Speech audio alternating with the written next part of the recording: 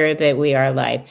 Welcome everyone, and we'll give one more minute for anyone who is just finishing their lunch and joining us. Just one more second here. Thank you for all of you who have taken out your Sunday to come join us. Saturday. Oh, for some reason I've lost a day. I want to thank everyone for joining us today. We wanted to start with a land acknowledgement that the Japanese Community Association uses. So we're located on Treaty 6 territory and respects the histories, language, and cultures of First Nations, Métis, Inuit, and all First Peoples of Canada, whose presence continues to enrich our vibrant community. We are grateful for Indigenous people who are the traditional stewards of the land and waters where we work and live. And today we're quite excited to talk about the Japanese community. We've had a series of different sessions in which we have tried to present political action around our redress issues, a little bit about citizenship. We've contributed to the Genocide Memorial yesterday around the Japanese Nagasaki and Hiroshima issues. And today we wanted to present a little bit about a follow-up on the personal stories of redress and the settlement issues. And so today I have Kevin Higa, who is a third-generation Japanese Canadian, and Janice Sasaki, who's also a third-generation Japanese Canadians. We call them sanseis. And each of them are going to give their stories on the background and what they have to say around their families and things like that. So I'm just going to turn it over to Kevin and Janice, and just let me know when you want me to advance the slide. Perfect. If you can just go to the next slide there, Tommy. So the first 4 slides here, basically I'm just wanting to just review through the quick history of discrimination and what Japanese Canadians have faced over the years, and a lot about what has Japanese Canadians in general done with regards to advocacy. And so the reason I'm doing this is very quickly so that people, if they review these into the future, they can actually just see a little bit of the background. So the first thing is that we've always, for the longest of time since Japanese Canadians have come into Canada, which was, in the later 1800s, there has been systemic discrimination against us and against other Asians, mostly Chinese, in British Columbia. So here's some pictures from the left-hand side, basically Japanese, anti-Japanese type of rhetoric in the Daily Province, the paper in Vancouver. 1907, there was the Asian riots, and then also the Asiatic Exclusion League. That was a big anti-Asian type of a group based in Vancouver. That in the top it talks about white Canada. So these are the type of things that has been faced by Japanese Canadians and other Asians through many years. Next slide there. And of course, most of us in our generation, and myself and Janice, have been affected by the war years. And the War Measures Act, where 20,000 Japanese Canadians were forcibly removed from their living places in Vancouver and the coast of British Columbia, and many of them had their properties confiscated. So the very top side, where the boats were confiscated, where the farms were confiscated and sold, to businesses all sold. And what happened too is that the Japanese were relocated to the internment camps, which this one is the Tashme internment camp. And then also many people were shipped over to Alberta, which is the sugar beet farm. This is a picture of a sugar beet farm where families were sent to in Alberta. I actually have a picture of my uncle here. And this is a picture of my Uncle Harry. And my Uncle Harry was a sergeant in the Canadian Army, and he served in England and in Europe. And even though his family were being discriminated against in Canada, he was based in Alberta, but he still served in the Canadian Army. So then the next page here, the next slide here, is basically another one which just basically talks to us about the history of Japanese Canadians and how Japanese Canadians have been advocates for human rights. And one of the pictures, and it's the very top picture again, I just point out there, it's actually the furthest Japanese Canadian person to the left in this picture at the top, standing next to a very large white officer there, is my Uncle George. And this is a picture of my Uncle George being conscripted into the Canadian Army. And he's with many other prominent Japanese Canadians at the time who also served in the Canadian Army. But the reason I'm showing this picture is that my uncle and a bunch of these people had to fight for the rights of being Japanese Canadian soldiers. So my dad told me that my Uncle George and these people had to go to Ottawa and other places to get the same rights. And a lot of it was the rights that when you came back to Canada, veteran soldiers were given plots of land. They weren't initially going to give that to Japanese Canadians, but all these initial Japanese Canadians worked hard to ensure that the same rights given to to Canadian Army veterans was given to Japanese Canadians. So this is just one of the early activisms that Japanese Canadians have done. Other pictures here is showing the quest for redress. And so the people like Art Miki, Mariko Matsu, and many other people in 1988 had an agreement with the Canadian government, which Brian Mulroney there is signing. And this was basically a landmark decision where redress was given to a minority group. So that is a very significant part of our history. The other one is here is the Canadian Race Relations Foundation was started with the money given by the Canadian redress to the Japanese Canadians. So the Japanese Canadians are one of the founders for the Canadian Race Foundation. And then recently we had the Japanese Canadian Legacies, which money from the BC government went to the Japanese Canadian Legacies and to other Japanese Canadian groups such as the National Association of Japanese Canadians as part of money to acknowledge what happened in British Columbia and what happened to the Japanese Canadians. So that is part of the advocacy that we continue as being Japanese Canadians. Next page there. And one thing with the John Humphreys Center for Peace and Human Rights is basically to look at human rights. And this slide basically says long-term effects of forced relocation, racism, and discrimination on Japanese Canadians.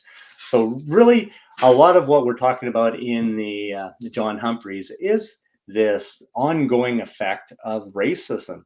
And for Japanese Canadians, it's basically what is the long-term effect to us with regards to this forced relocation and being relocated from British Columbia over to east of the Rocky Mountains, or many people, they were actually sent back to Japan as part of the policies of the federal government and the BC governments.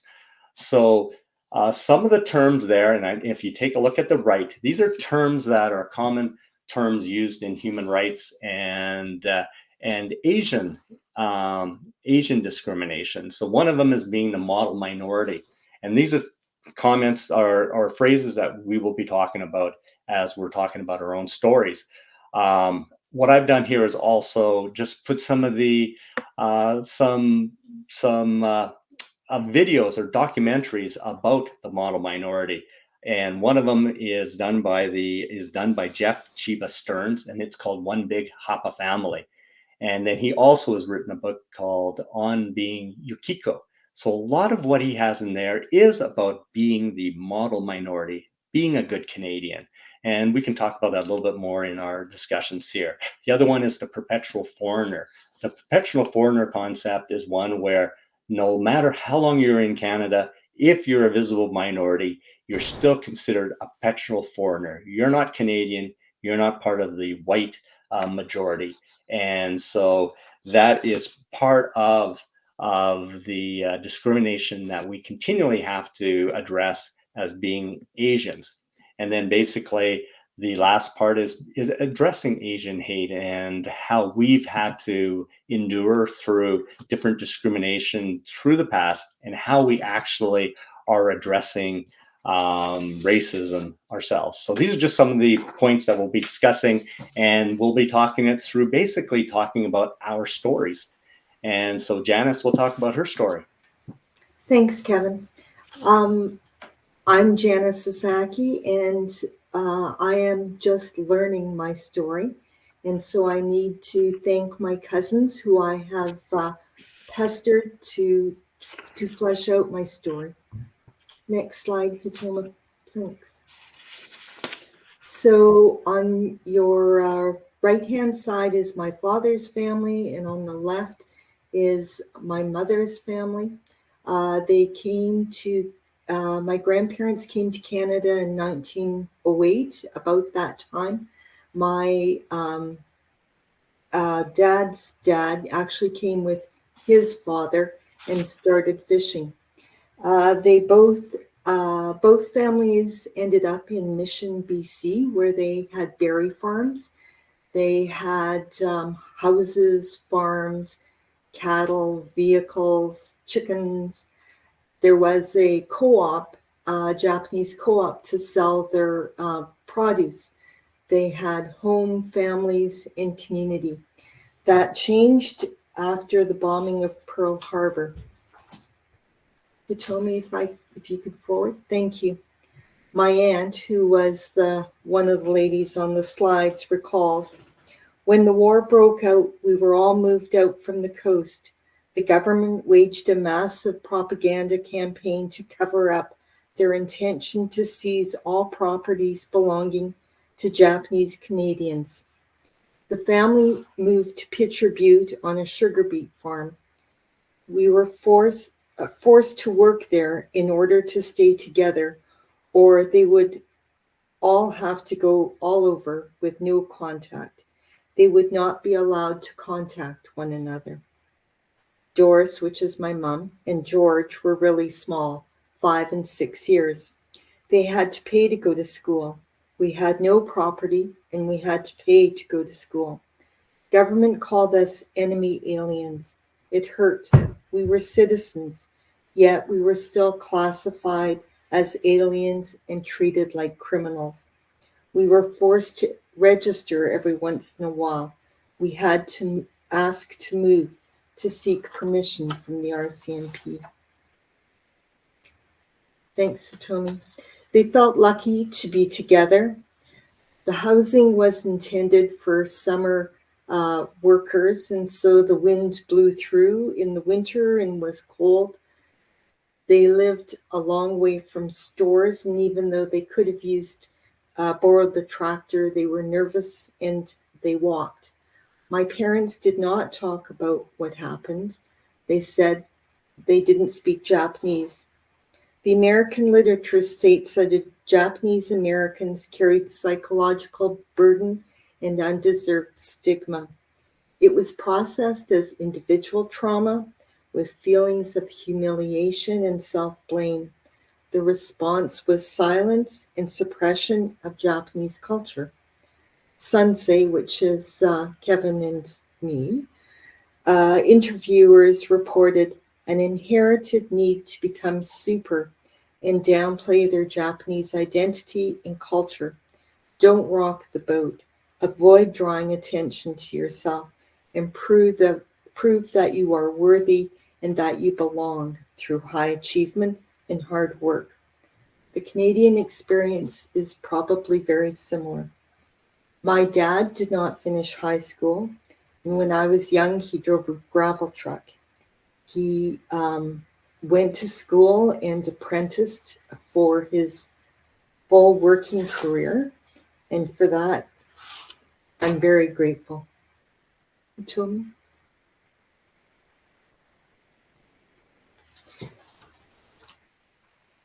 My cousins and my siblings each explore our heritage in our own way. Jessica is an artist, and her tattoo actually has the Sasaki crest at the very bottom. And the painting on the right-hand side is done in a similar manner as Kazuo Shirigu, who was a Japanese artist just after World War II, who suspended himself from the ceiling and painted with his feet. I don't know if Jessica used that exact method, but anyways, she tried. And my sister is in Atlanta, where the Asian women were murdered. And so that is a sign from her lawn. Each of us explores our heritage in our own way. And we come to terms with the past, and the future is bright. Thanks, Tony.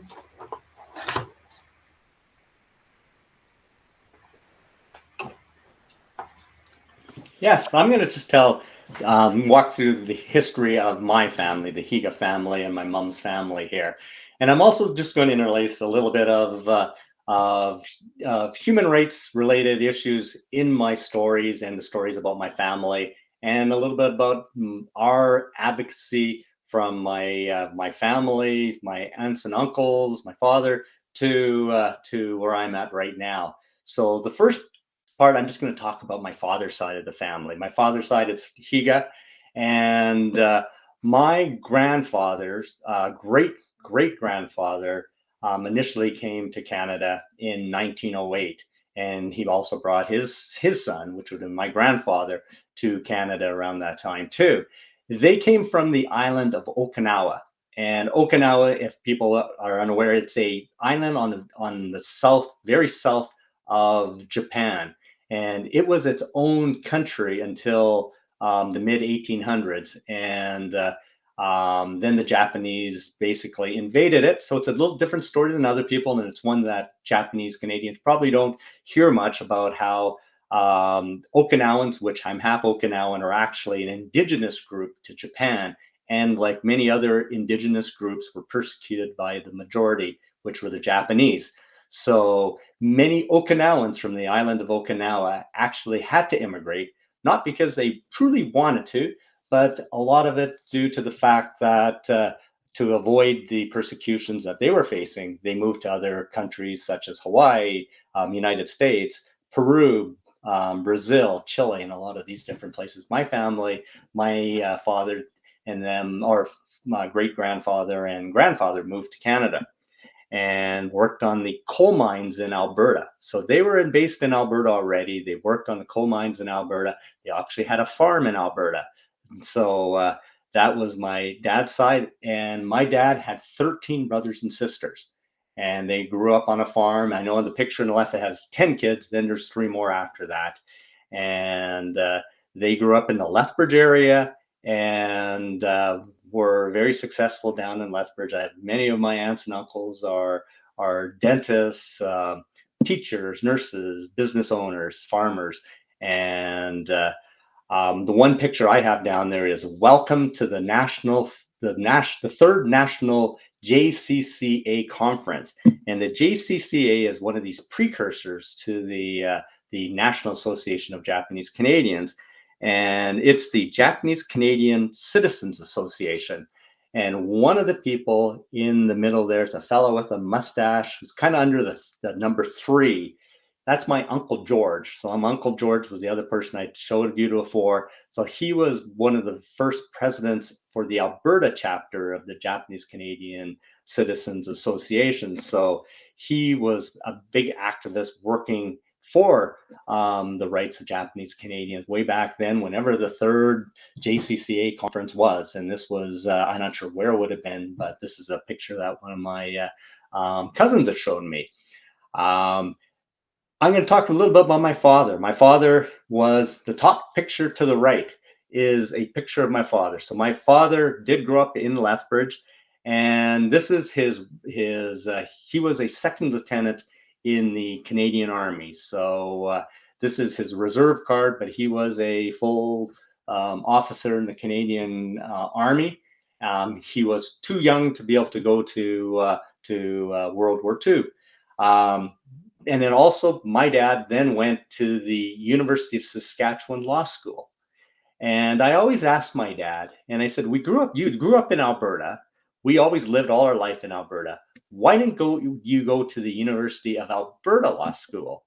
And my dad told me the reason he didn't go to the University of Alberta Law School is, he says, the University of Saskatchewan allowed Japanese Canadians into their law school. And he said that at the time, the University of Alberta didn't seem to be really, and he didn't say they didn't allow it. He just told me that they weren't really accepting of Japanese Canadians into the University of Alberta Law School. So that's why he went to the University of Saskatchewan Law School.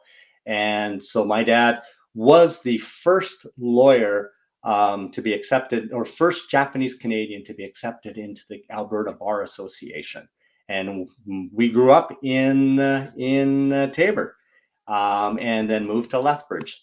And my dad was a Queen's Counsel, King's Counsel, and had a very successful practice for many years in the Lethbridge. So that's my dad's side of the story. And so if you can get to my mom's side, this is my mom's side of the story. My mom was born in, so her great-grandfather and great-grandmother first came to Canada in the 1910s, 20s, whichever. I'm not exactly sure of that one. And they brought my grandfather there too. So again, they came in the early 1900s to Canada. My grandma had 4 kids. And the picture on the bottom left-hand side is a Pal Street Festival in the 1930s. My grandfather owned a business called Star Dry Cleaning and Tailoring on this street. And so he was a business owner with a home, cars, and all that. So in the 1942, they had their businesses forcibly removed from them and sold from them. Like many of the other Japanese Canadians in Vancouver, they had all their property removed from them and sold.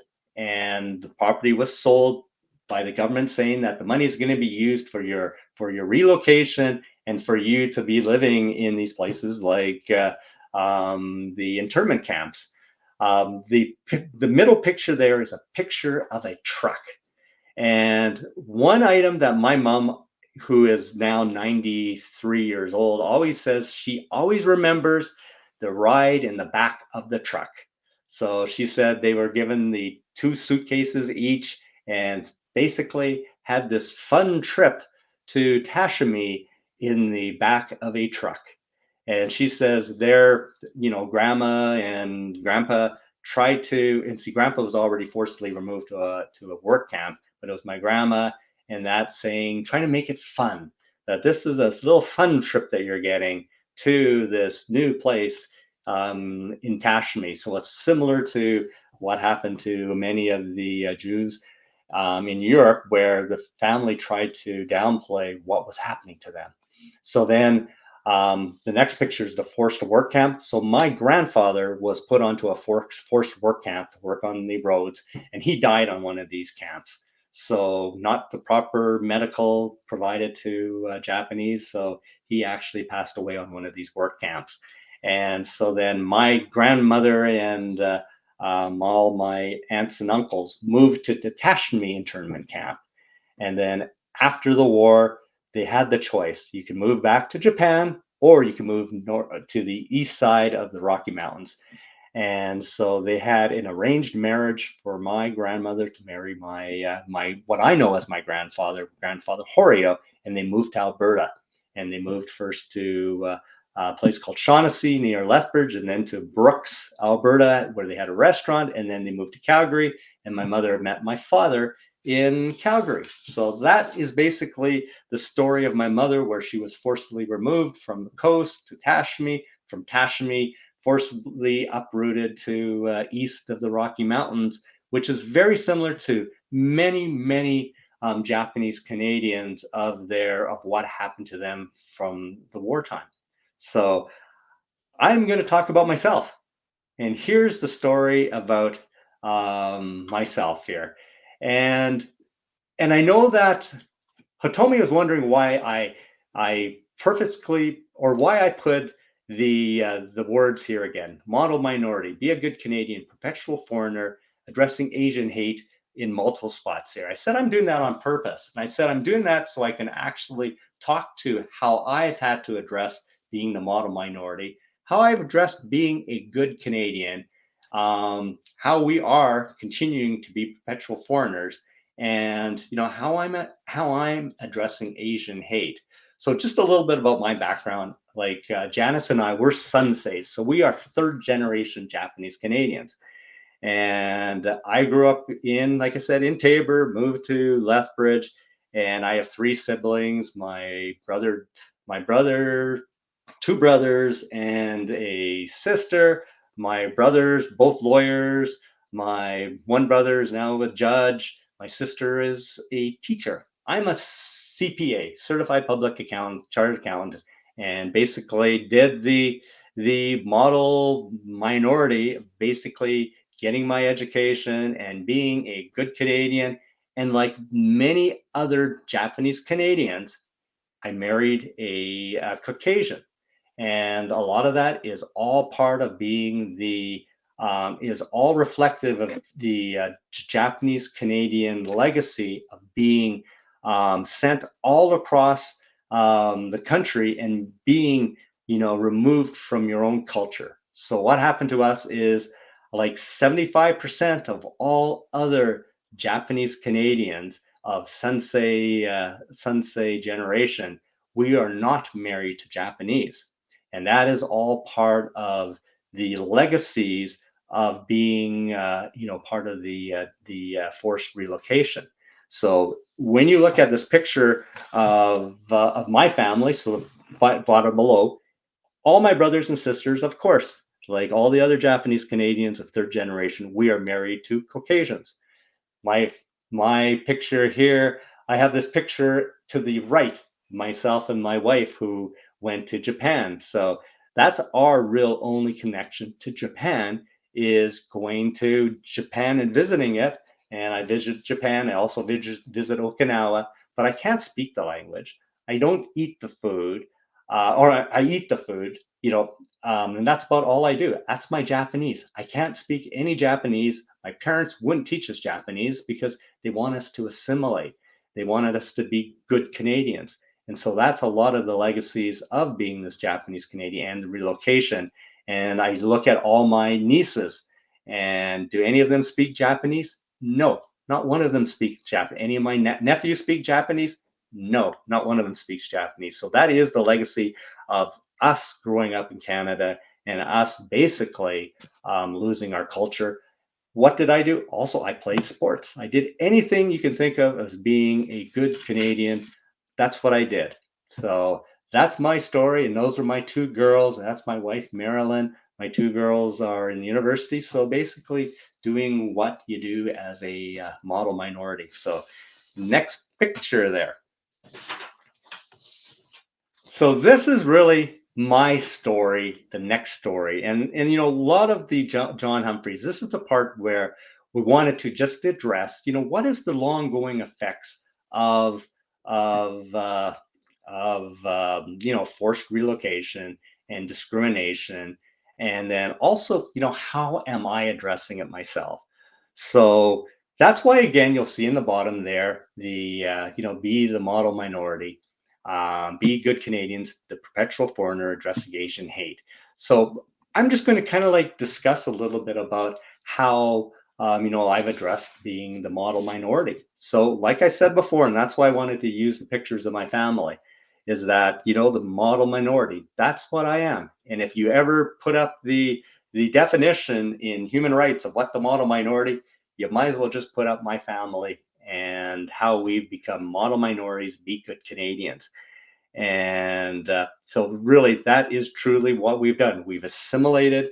And I remember going to one human rights event, and they said the Japanese Canadians and the way that the Canadian government forcibly removed you from the coast and then spread you all across the country and didn't let you move back to British Columbia until 1949 is the most effective forced assimilation in the Western world. And the reason they said that is because of this 75% or more of Japanese Canadians of our generation not marrying a person of your own race. They said that is the highest level in the Western world. So that is part of what I've heard in different conferences that I've been to. And another thing about being the model minority is that you don't speak out.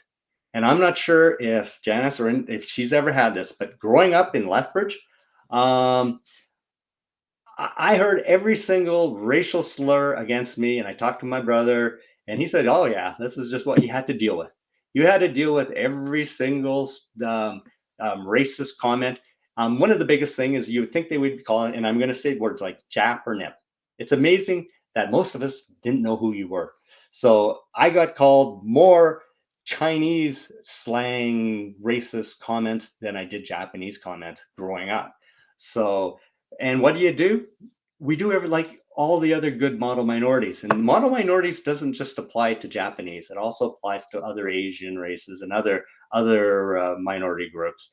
And it is basically you laugh it off and you ignore it and you don't address it. And that's happened continuously. And I've always just laughed it off. I smile about it. My nickname was Cato. Um, uh, Whenever my friends do racist type of comments on other races, what do? I'm quiet. I'm silent. And what I wanted to talk about is that I talked to some of my nieces about this, and I said, and to my kids, I said, have you also faced this model minority word? I'm just trying to look for. I had something here with. Oh, I'm just trying to find where I put it, but it's just talking to my niece, and she basically said she's had similar. And so this is the intergenerational trauma where it goes from generation to generation of being the model minority. She's a Yonsei, which is a fourth generation, and she'd be 23 years old right now. And I talked to her. I said, have you ever had times where you've had to address racism? And she said, yes. So when she was going to school, they had some boys tell her and give her, the words about being Japanese and all that. And she said that is things that she had to deal with growing up in Edmonton and how to address it. So luckily the school did address it and took actions with the racist comments made against her. So she has had to, deal with racism. The biggest one, though, which she was talking to me about, is that she worked at a fast food joint in Edmonton, and she said this is where you have to deal with racism on a regular basis, where you have to always be smiling to the customer because the customer knows best, and you can't lash out against them when they say racist comments to you. And she said to me that whatever you think, they usually people are very rude if you're working at a fast food joint because they think you are definitely an immigrant. And she says they will make the rudest comments to you, the most racist comments to you. And even though she's been in this country, her family's been in the country since 1900, she would be having to address these issues of racism against her. So she says that it still affects her. And she then also I talked to her about, I said, what do you do about it? She says, I do like everybody else. I'm quiet. I don't say anything.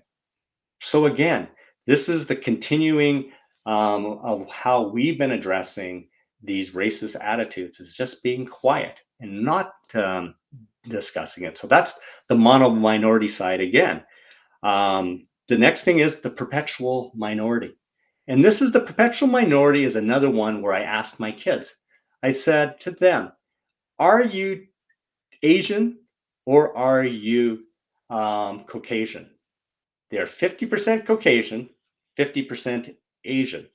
And they said, and this is my nieces and my daughters, they said, we are not Caucasian, we are Asian. And they said that the reason is that other people will never associate you as being Caucasian, and they will treat you as being Asian. And even though they're 50-50, they said, no, we are not Caucasian. So that is the perpetual minority, that we are always going to be considered a minority. And then they also talk about is the questions about being a perpetual minority, which is the one of where are you from? And we've talked about this, Tommy, in the other sessions, and that is who are you? Where are you from? And then all these other stereotypes they give to us people, and the fact that we are not from here, and they wonder why are you here? And I know my niece was saying is that she'd get comments, the similar comments of, you Orientals, go back to where you came from. Well, we've been here for 100 years, 120 years. So the same thing, we're perpetual minorities, we're perpetual foreigners. And so those legacies continue to affect us, and stuff that we still have to deal with. The one thing that I look at right now is Asian hate. And for us, Asian hate is something that became much more prevalent with COVID. And I know for myself that I was affected by Asian hate, and it was in my business world. And if I'm in Edmonton or in Calgary, Vancouver, where there's a lot of much more immigration and much more multicultural, you see less of it, in my opinion. But my business was based in rural Alberta. And so I can tell you one place during COVID, and it's in Strathmore, Alberta, going into the store that I had, and we all had it. And I'm the only Asian in our company of 2,600 employees. And I had my mask on. And a guy came in with the good old FU Trudeau hat on. So what's the first comment that he makes is, why do we have Asians in this place? They're the ones who brought the COVID here. And so what do? I do nothing. So some kind of thing again is that, with this Asian hate, I've done nothing. I did nothing. I was shocked, and I said nothing. And so again, it's the model minority, good Canadian, be quiet, not address these racist people. That is the reason why, for me, my journey into advocacy was because of that. That was the impetus of me getting involved with the Edmonton Japanese Community Association's CARE Committee. The CARE Committee is the committee advocating racial equality. And I said that, I got to start taking action against this. I can't be this quiet Japanese Canadian person just letting this happen to us, letting this Asian hate happening to us. And the other reason I said that is that I want to make sure that I don't forget, and people don't forget, what happened to my mother in her being forcibly removed from British Columbia into Alberta, and all the discrimination that has always affected, us in even in Alberta. And so that's the reason why I've done it for myself, of getting involved with these different groups.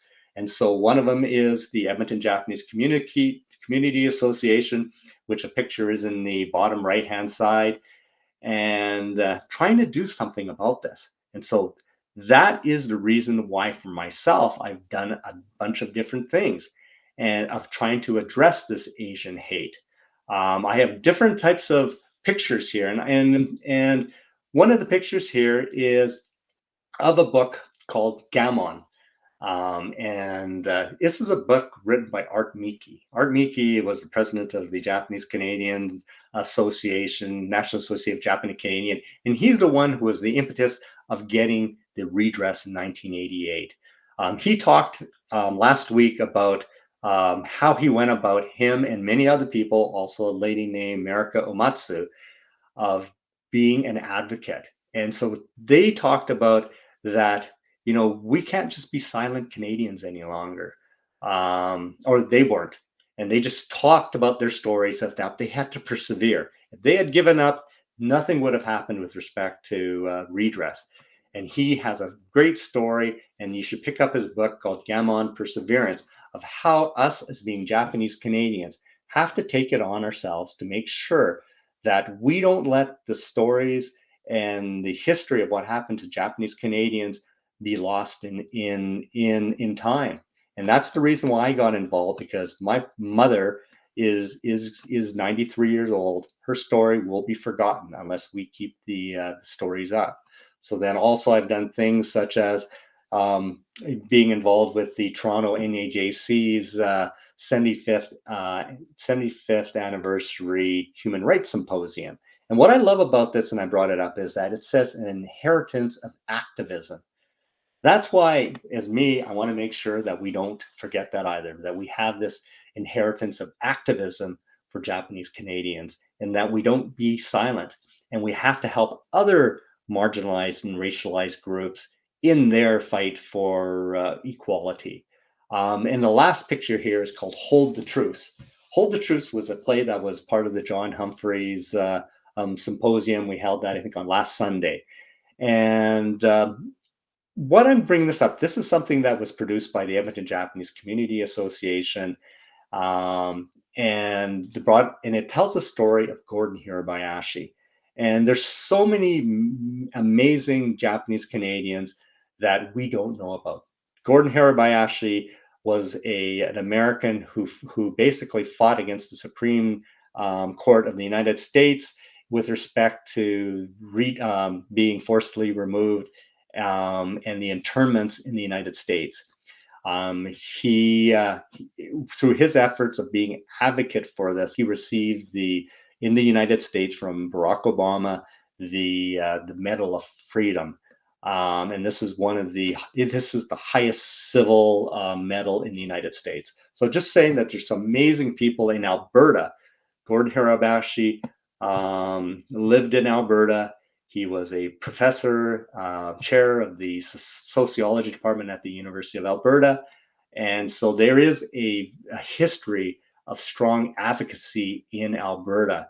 And these are just some of the stories that I want to make sure that I continue to tell people about, and trying to be an advocate for human rights. So that's my story.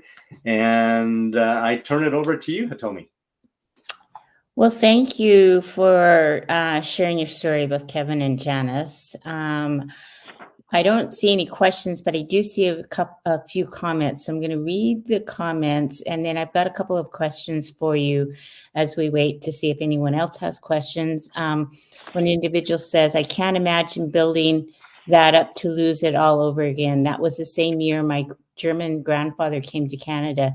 If someone would have taken his farm, it would have affected generations. And it's also useful to note here that both Germans, Italians, Ukrainians during World War II were also interned.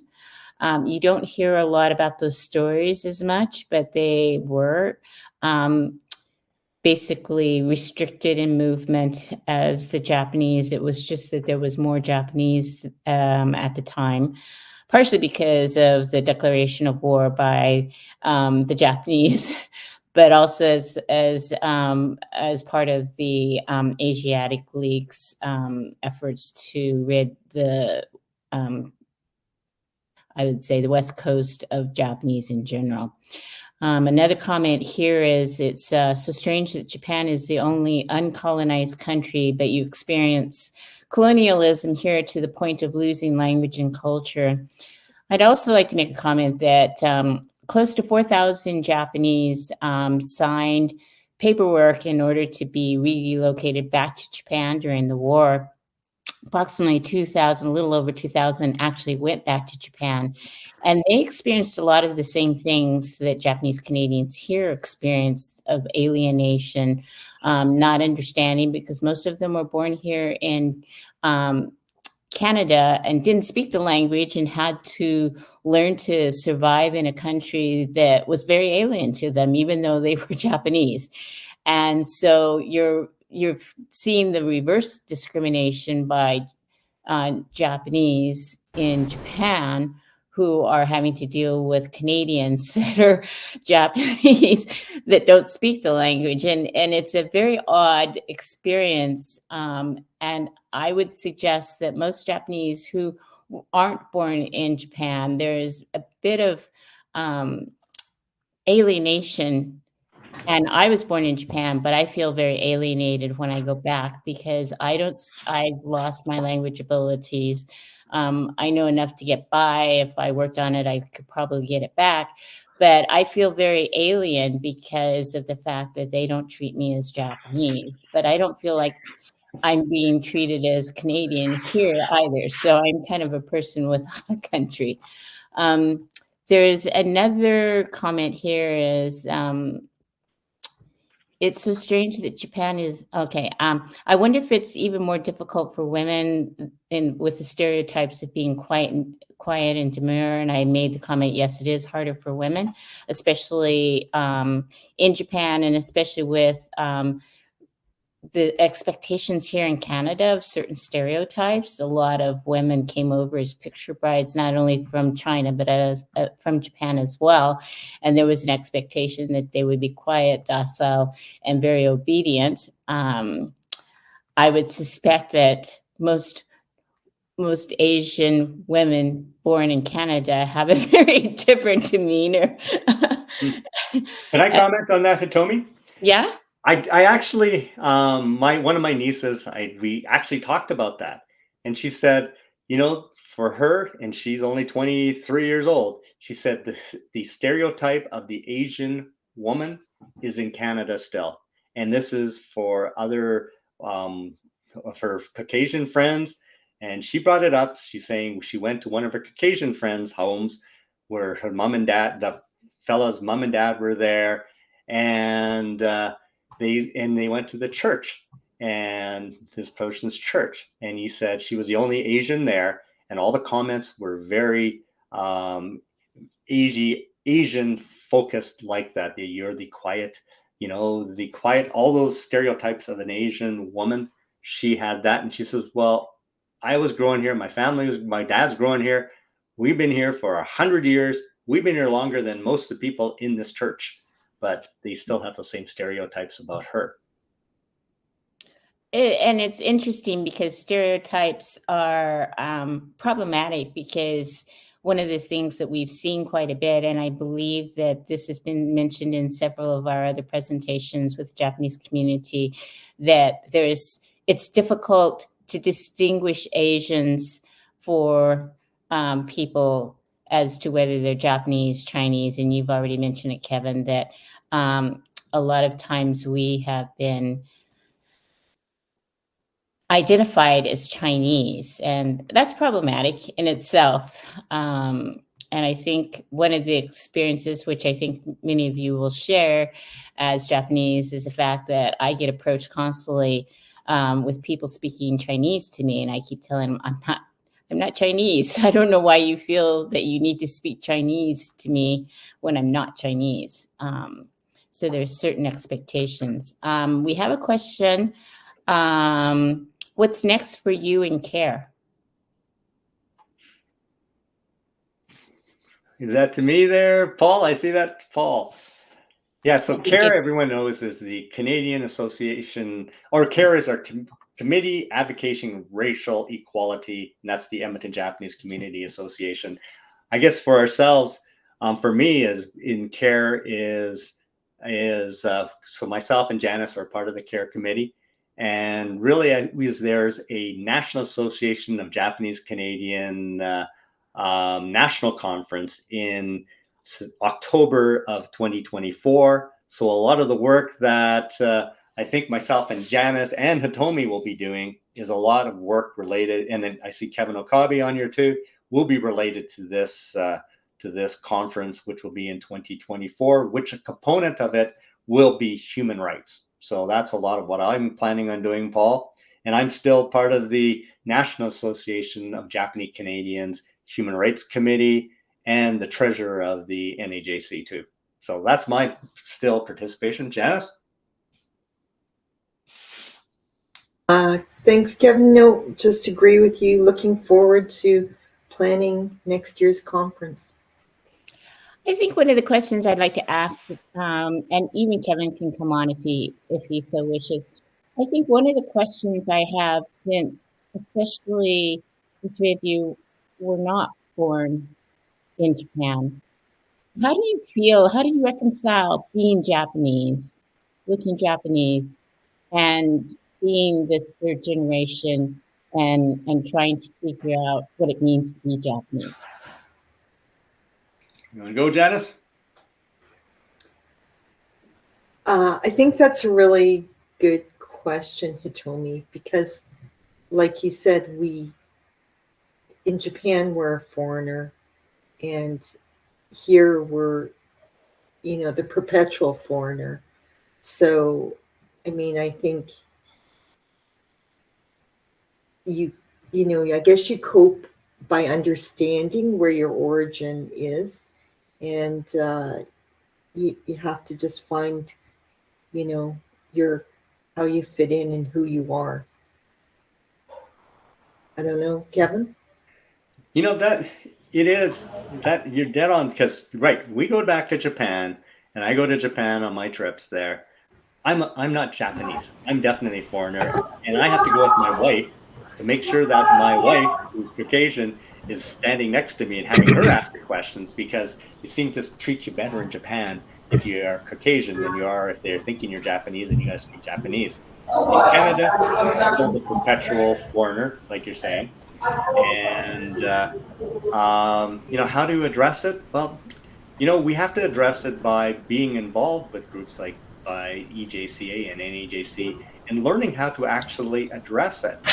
One person told me, and she's the co-chair of the NAJC's Human Rights Committee. It's Judy Hanazawa. Told me, Kevin, and I asked her about this. She says, how you do it is by telling your story. She says, most of the people don't understand where we come from and how our history is, that we've been here for 120 years. So she said, what we have to do is just start that. That's our first step, making sure we tell our story. And I will always look to people like this Junie Hanazawa and respect her advice of how I have to start addressing this. So, Kevin, I saw you unmuted. He also made a comment, I never feel more Canadian than when I'm in Japan. You want to comment on that?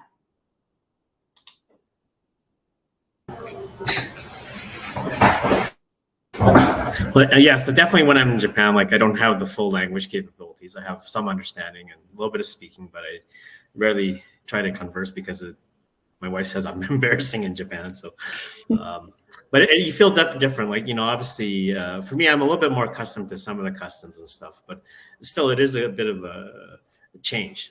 And so a lot of times I try to speak louder in English so people can understand that I'm not Japanese. Sometimes that backfires. People kind of give you some strange looks, like, why are you speaking English? But yeah, it is quite different there. And, in Canada, I do feel more Canadian in Canada, not Japanese in Canada per se. But over the years, since I've gone there quite a few times, it's always a bit of a help. It helps me explore my identity a little bit, but it's definitely, in my mind, shaping my identity to be like a Canadian. I don't feel like I'm part of the Japanese society at all. It's not something that I think I could fit in and live there, for example. I love to visit there, but it's definitely a different society there, and something that is always you always get some unique experiences when you go there. But I think I think telling the story is also a pretty good way to bridge that gap. It's definitely quite surprising that a lot of people don't know about the story of the Japanese in Canada, what we went through. And so I think the ability to tell that sometimes, I think it also raises some awareness and interest. Well, I think part of it is because we're only less than 1% of the total population of all of Canada. So there's not as many of us visibly and we're in isolated pockets. So we're in specific areas because of our relocation. So Kevin brought up a point that I'm just kind of question all three of you about. Identity is always a bit of a problem when you're facing being Canadian and Japanese. And I think the Japanese Canadians are the only ones that actually hyphenate their identity to distinguish themselves from Canadians and from Japanese, from what I understand over a period of history. And so I'm just wondering how you reconcile your identity. And when somebody comes up and asks you, what are you?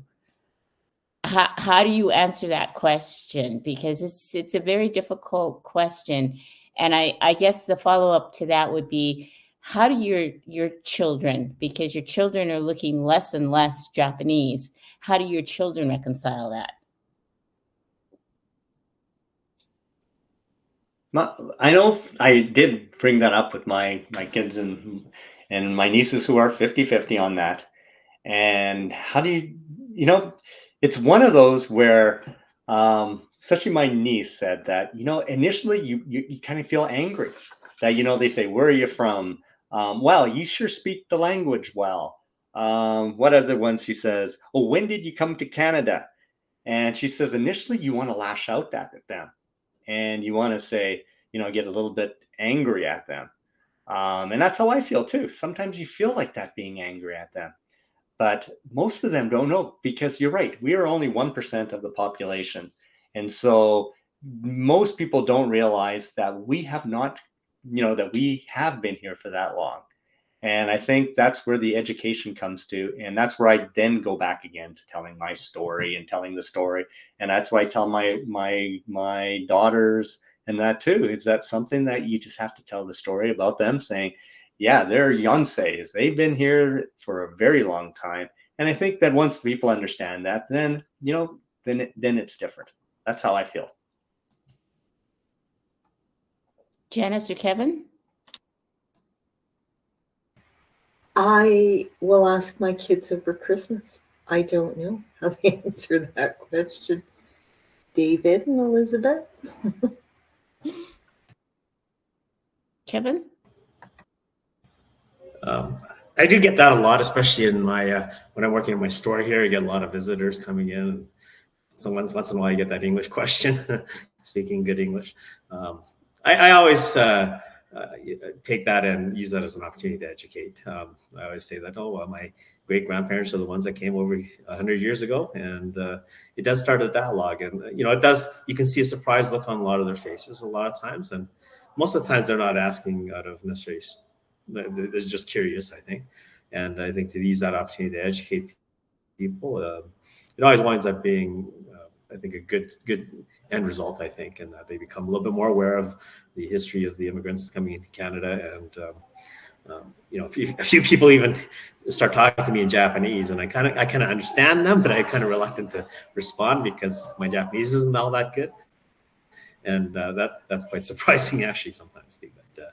But I think it's something that I've become accustomed to, and I think always providing a positive answer, I think, is always helpful in that situation.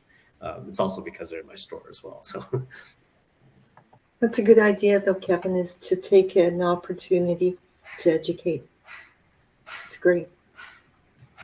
Well, I think one of the things that we've tried to illustrate today is about the huge assimilation of Japanese Canadians and the fact that they don't marry other Japanese, and the intergenerational trauma that continues to perpetuate, and the stereotyping that perpetuates with just the fact that we're visibly Japanese. And so I guess, is there any final comments that you would like to make about things that individuals that are part of this today, what they could take away and maybe pass on to other people, or any words of wisdom around the whole issue around assimilation and relocation and the Japanese issue. I guess for myself, it does come down to the education part of it and making sure people understand our stories, like we said before, but also making sure that, we don't just, be silent when we do see racism around us. And it is there, the anti-Asian racism against other groups. And I think that that's where I ask people, and if you're on this seminar, then you probably do have some interest in being an advocate for human rights. And so basically, it's something that we hope that people can look at getting involved and being an advocate in being human rights and looking for diversity and equality. That's what I would ask other people to start doing. Janice or Kevin?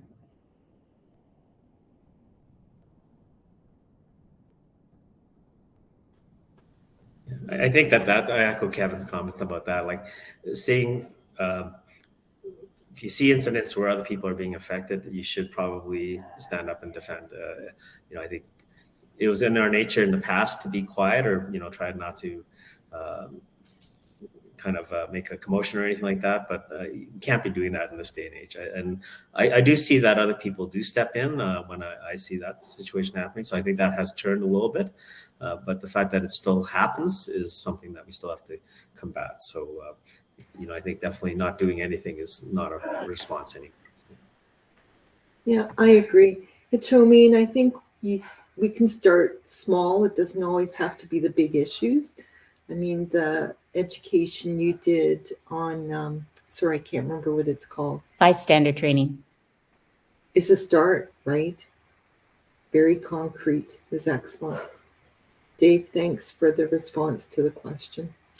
Yeah, I think I like David's comment that we are multicultural Canada and that we should all just identify as being Canadian, whether we're born here or not, because we're all living in Canada. And I want to thank Janice and Kevin for their stories and Kevin for jumping in here because I kind of put him on the spot, but he was in the background here helping us out. I also want to thank the technicians who have been working long hours in order to be sure to be able to bring these sessions to all of our participants. And I want to thank all of the participants for coming on and listening to our stories because the Japanese Canadians are very small.